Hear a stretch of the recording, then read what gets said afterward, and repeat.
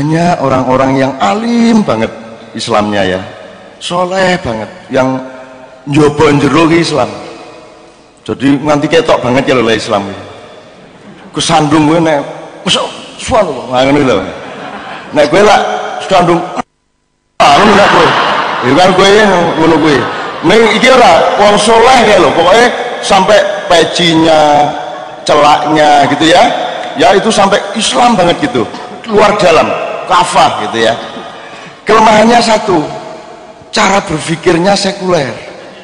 Sekuler itu begini, sekularisme itu ada dua macam. Yang satu yang berlaku di Eropa non Prancis dan Amerika, Eropa Amerika non Prancis, itu memisahkan ini urusan agama, ini urusan bukan agama, negara, ekonomi, bank, segala macam itu dipisahkan. Jadi kalau agama itu ya sholat, bikin masjid, zakat, itu Islam. Begitu nanti urusan kuliah di arsitektur, itu bukan Islam, bukan agama, itu sekularisme. Kalau sekularisme model Prancis yang kemudian dipakai oleh Kemal Atatürk di Turki sekitar 100 tahun lebih yang lalu, itu sekularisme yang bukan hanya memisahkan agama dengan negara, tapi menolak agama.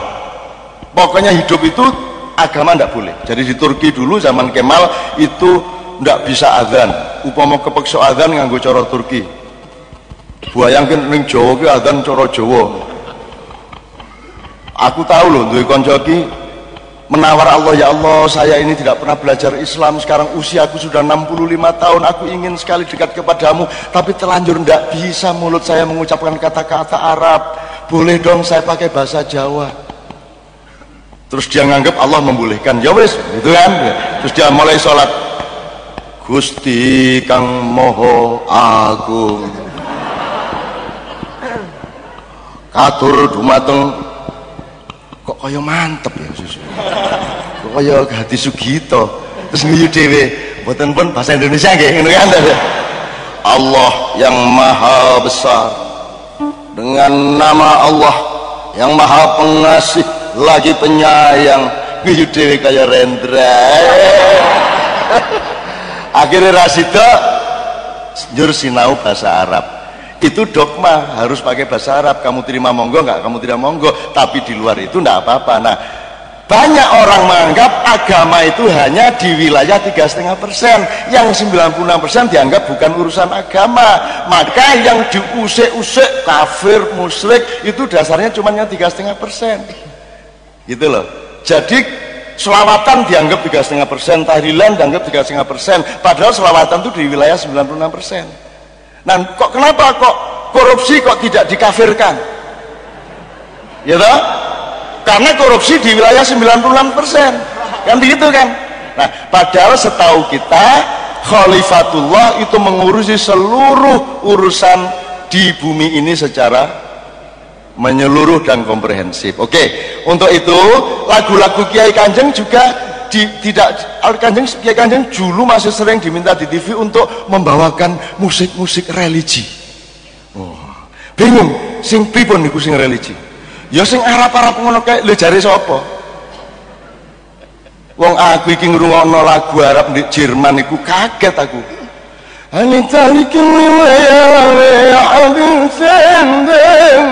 Wah, aku langsung melayu. Wih, Arab iki. Wah, kok ono Arab ning Jerman. Terus tak injen. Loh, wong muda. Wah. Jebul tari muda. Jare sapa Arab religi? Religi dan tidak itu tidak tergantung budaya mana, tergantung konteksnya ke Allah apa tidak, kan gitu. Jadi Kiai Kanjeng iki musiknya religi apa tidak? Semua musik Kiai Kanjeng religius, karena niatnya adalah untuk memperindah kehidupan dan mendekatkan diri kepada Allah, meskipun bunyinya Jawa, Bali, tidak masalah. Dan yang tidak mungkin dibunyikan adalah hal-hal yang kira-kira Allah marah sama kita, kan begitu. Amin ya rabbal alamin. Yang saya Bapak Pak Agung. Nah. Wah, ini saya didalat oleh Mas MH itu ngomong sesuatu mengenai kebudayaan, malah bingung saya. Oh, lebih pinter dia tuh ngomong kebudayaan. Mau kita dialog aja lah gitu. Terima nih ceramah itu kepenak gitu. Terus ngomong-ngomong ya Pak ya. Nah, ngobrol wae. Nah, saya mau tanya sama beliau karena beliau ini sedang kita andalkan. Mohon di Jogja ini. Coba Anda pelajari, kalau Anda orang Jogja pelajari struktur tata kelola kebudayaan Jogja. Sebelah utara, sebelah selatan ada keraton ya, politik, okay. Sebelah barat ada agama, yaitu masjid. Sebelah utara ada pasar Beringharjo dan Malioboro, itu ya. Ekonomi. Yang Gidang sebelah timur selama ini hanya ada Wirogunan, rumah penjara. Jadi kebudayaan belum ada wakilnya. Ya, Soeharsono pun sudah hilang. Jadi sekarang akan kita bikin di sebelah timur ada kebudayaan.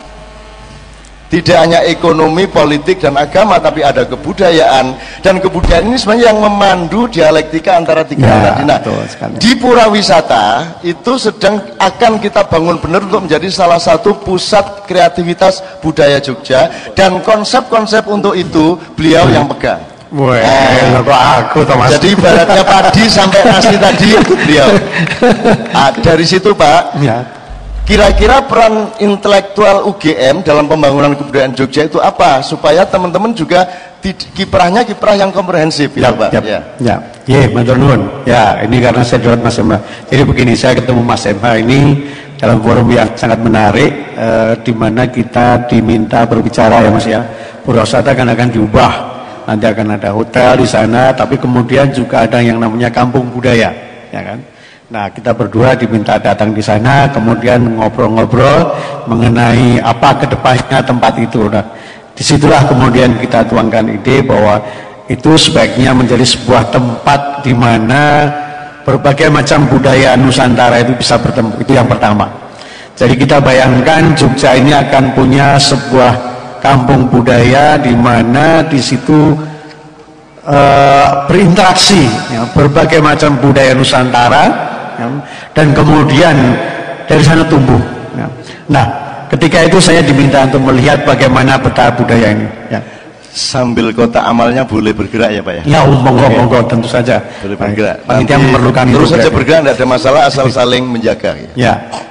Nah, ceritanya kemudian saya harus memetakan budaya yang ada di Jogja ini seperti apa. Nah, itulah ketika itulah kemudian kita bisa lihat bahwa di Jogja ini ada tradisi besar dan ada tradisi kecil. Dalam bahasa antropologi, kebetulan saya dari antropologi yang belajar kebudayaan. Di situ ada tradisi besar, yang itu yang berasal dari keraton.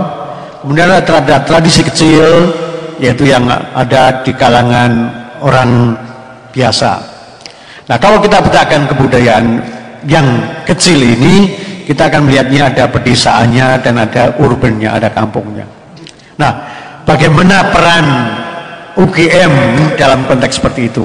Kita melihat bahwa UGM menjadi sebuah center of excellence dalam hal ini, di mana berbeda sekali dengan tradisi besar dan tradisi kecil. Ini sebuah tradisi yang baru sebetulnya, tradisi intelektual, di mana kita walaupun para pujangga sebelumnya kita sudah punya dan memilikinya, tetapi sistem yang sekarang sangat berbeda. Sesuatu yang kita peroleh dari dunia barat ya, yang kemudian kita kembangkan. Nah, kita kemudian punya dunia pendidikan yang luar biasa, dan ketika itu kita kemudian dengan Mas MH ini antara kemudian bicara mengenai bagaimana membuat kampung budaya ini nanti menjadi titik temu ya Mas ya, hub gitu antara berbagai macam budaya Nusantara. Itu yang pertama. Tapi juga kemudian sekaligus nanti akan ada pertemuan Jogja ini akan bisa mendunia gitu. Nah, kita bayangkan kemudian Jogja akan punya fasilitas-fasilitas yang sangat bagus di kampung budaya itu, dan budaya Nusantara kemudian bisa kita lontarkan ke tempat yang lebih jauh lagi. Nah, titik-titik pertemuan budaya inilah yang sebenarnya kita inginkan, dan kita akan mulai dari Jogja, dan tentu peran UGM menjadi sangat penting dalam mengkonsep kedepannya bagaimana kebudayaan yang akan muncul dari kampung budaya tersebut. Kita sangat kaya dengan kebudayaan, dan kemudian kita berharap dari kampung budaya inilah ya, akan ada pertemuan-pertemuan teman-teman Mas Emma yang seniman, ya, dengan teman-teman seniman dari daerah lain. Itu kita akan adakan workshop ya, dengan yang internasional, dan kemudian akan muncul dari sana kegiatan-kegiatan yang baru ya. Dan kemudian kita menghasilkan tentu saja karya-karya seni yang luar biasa. Nah, kita juga berharap bahwa Kampung Budaya ini juga akan menjadi tempat titik temu para intelektual, di mana kita akan membicarakan berbagai macam secara akademik, sehingga bukan hanya karya seni tapi juga karya intelektual itu yang akan muncul dari sana. Nah, sehubungan dengan itu sebetulnya Kiai Kanjeng bisa sangat memberi inspirasi di mata saya. Saya kira teman-teman di sini sudah kenal bagaimana legenda Sunan Kalijogo atau mitos Sunan Kalijogo. Jadi ketika saya tadi diminta untuk datang ke sini, sebenarnya saya mau nonton aja Mas, ya. Nggak ikut datang, duduk di atas ini karena panitia aja ini akal-akalannya. Saya datang ke sini, wah Prof naik Prof, ya udah nggak enak sama Mas Emma ini saya. Ya. Nah, saya naik ke sini, tapi kemudian dengan catatan, saya sebenarnya mau nonton sekali karena ini saya bayangkan inilah cara dakwah Sunan Kalijogo modern, ya. Sunan Kalijogo modern menggunakan seni, ya kan, untuk berdakwah. Ya, kalau kita tahu bahwa Sunan Kalijogo itu kemudian menghasilkan wayangnya, lewat wayangnya dia berdakwah, beliau berdakwah dan semakin banyak orang masuk Islam. Nah, kita harapkan juga melalui Kiai Kanjeng ini dan Mas Emha ini akan semakin banyak orang yang kemudian mengikuti kita. Dan saya sangat sepakat tadi dengan apa yang dikatakan oleh Mas Emha bahwa proses islamisasi di UGM ini luar biasa Mas. Kalau kita ingat tahun 70-an itu nggak ada Mas azan di Balairung itu Mas. Terus sekarang azan duhur ada Mas, azan asar ada Mas, ada orang sholat di Balairung Mas. Dan sekarang fakultas itu punya musola sendiri Mas. Luar biasa ya. Jadi terjadi penghijauan betul-betul istilahnya ya. Hijau banget saya UGM gitu ya. Dan masjid kampus saja sekarang boleh kata ada dua, yang satu kulon, yang satu etan ya. Nanti kemudian tambah lagi yang gelanggang mahasiswa ya. Kemudian di sana Balairung itu ya mungkin ya akan dipakai juga itu ya kan. Jadi kalau saya melihat perkembangannya luar biasa setelah ada Ramadan di kampus itu. Nah, kita berharap kemudian dengan adanya kegiatan Ramadan di kampus, kemudian tadi ada Kampung Budaya yang dengan pemilihannya kita berharap juga dari sana akan muncul sinar Islami ya. Kita akan menggalang itu, dan kemudian budaya yang bertemu di sana bukan hanya tradisi besar, tradisi kecil, tapi juga tradisi yang modern, tapi juga tradisi keagamaan. Ini yang sangat penting. Saya kira itu yang bisa saya sampaikan dulu Mas Emma, nggak usah banyak-banyak. Pak Musli akan merespon. Saya monggo. Cak Nun, kan tahun 76 peristiwa Cak Nun seperti ini sampai berinting kelingan.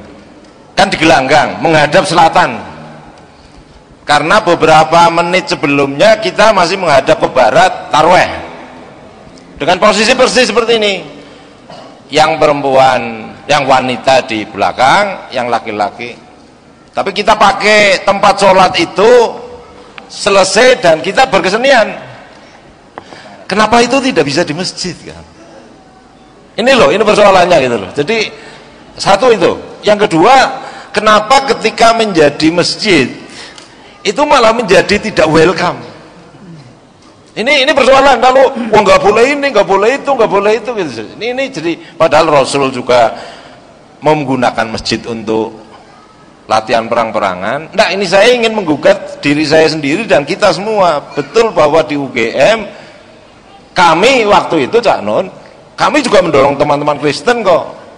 Supaya apa? Supaya kalian punya misa kampus juga dong. Lalu kita dorong itu teman-teman Kristen itu misa kampus di UC. Kenapa? Karena kalau semua mahasiswa menjalankan kewajibannya terhadap agamanya masing-masing, sesuai agamanya masing-masing, pasti suasana kampus ini akan menjadi lebih maju itu loh. Ini saya kira harus.